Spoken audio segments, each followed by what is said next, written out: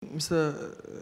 Jawo mu ñëwaat ci yow because am na benn report boo xam ne ñii ñoo ko defoon muy Institute for Security Studies di ISS nekk African organisation boo xam ne ci li muy yëngu mooy lu jëm enhance human security ci continent bi dañ waxoon ne report bi ñu bindoon standard indi ko dañu waxoon ne deep political tension in 2026 te loolu lu ko trigger wala lu koy waral bokk na si bu fekkee candidature bu président Barrow moo koy waral indi waxoon nañ ci fii boo leen remember suñu réew fii waxoon indi woon nañ ko but léegi président bi wax na ne dina am soo tey mu report bi ñi nga xam ne defoon nañ ko muy ISS si lu jëm si loolu ndax foog nga ne this report bu gaa yi joxe ak nu mbir mi di demee nii in 2026 mën nañu te moom daf ne deep political tension ndax mun na am te wax na ne président Barrow candidature moo koy trigger. Well, it's not possible. Even though, I mean, legally, according to the constitution, you know, as I said, munna them forever, munna continue mu campaign for it. Maybe can do munna tahaw legally pour work on a day, do ko fi def, do fi demé third term. Legally, can amul dole bobu no. Why not, you know, morality is important. Definitely is important. I mean, so liñ Barrow came into office with a promise of serving only 3 years. Léegi mu ngi on his 10th year. And up to now, gisul the need for, I mean, moral to respect and you know, because he's number one fan of term limit. But definitely, Limo definitely indicate he's a fan of term limit. Because term limit, I mean, ninko hame is 2 terms, maximum of 2 terms. Lola hame is term limit all over the world. So I'm not serving 2 terms. I mean, he can step down. Why not? There is nothing stopping him from stepping down.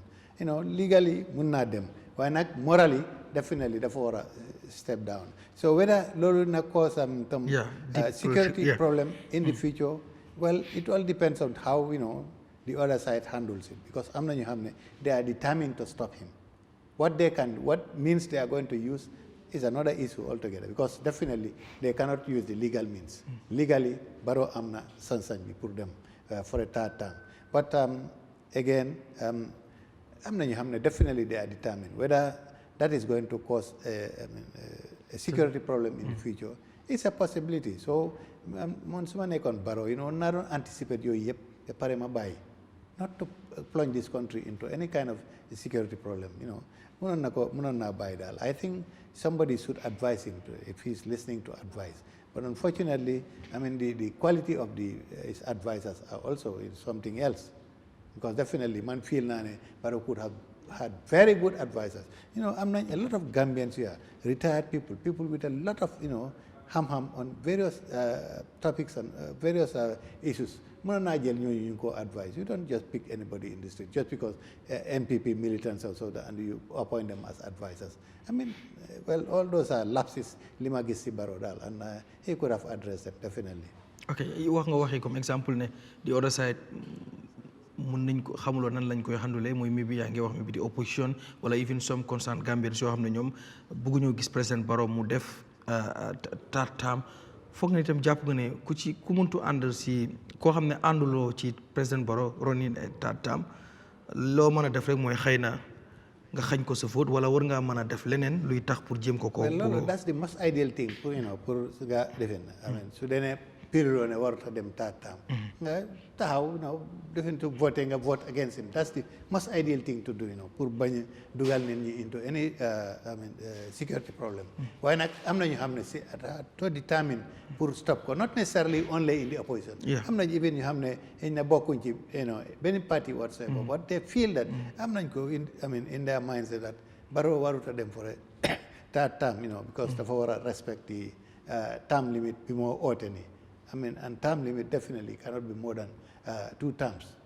He's already serving his second term. So, feel nañ am na ñu xam that strong feeling ne, you know, dafa war a am fii daal.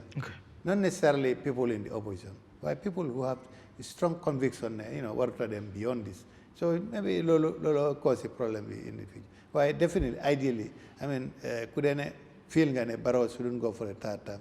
I mean, should have a vote against him. I think that's the most ideal way to go about it. Why not? Anything else is possible.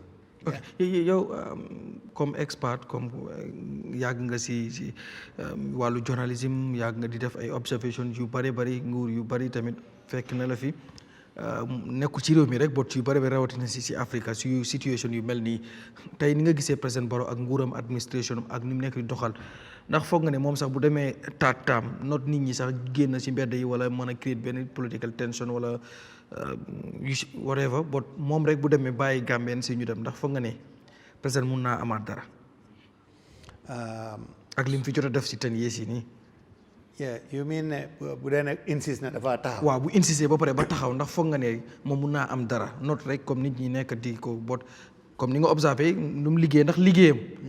mun naa jël liggéey mu défense si boppam pour mën a am another time. well xam nga Africa incumbency is a very very strong living am na doole trop. am na ko fi mention that the incumbent has a lot of money a lot of everything else I mean gis nañ people being appointed in certain important positions, not because of maybe their qualifications, but because of their support for the ruling party.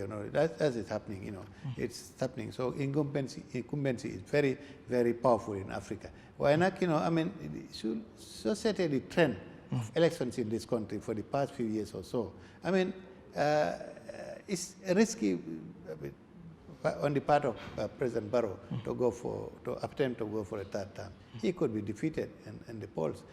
It's possible. It's likely if the trend continues in the voting pattern that we have seen. Honestly, if I were him, I'd just let it go. All right.